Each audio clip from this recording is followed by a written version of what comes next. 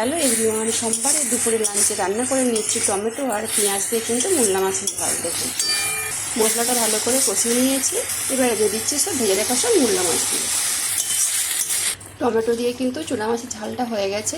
উপর থেকে একটু কাঁচা সরষার তেল আমি দিয়ে দিচ্ছি। আর আজকে কিন্তু দেখুন সকাল থেকে কিন্তু বৃষ্টি হচ্ছে।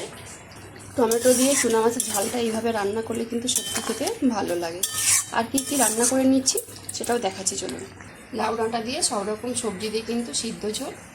আর বানিয়ে নিচ্ছি হলো মাছের মাথা দিয়ে হলো পালং শাকের ঘন্ট। পালং শাকটা কেটে কিন্তু পরিষ্কার করে ধুয়ে নিয়েছি। পালং শাকের সবজিটাও কিন্তু কেটে ধুয়ে নিয়েছি। আর এদিকে বড়িও কিন্তু ভেজে নিয়েছি।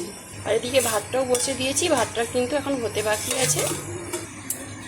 এই হলো আজকে দুপুর লাঞ্চে 3টা মেনু। কেমন হয়েছে রান্নাগুলো, আর আপনারা ঠিক কী রান্না করে নিচ্ছেন অবশ্যই আমাকে কমেন্টে জানাবেন। সবাই খুব ভালো থাকুন আর সুস্থ থাকুন। আর চলুন টাটা বন্ধু।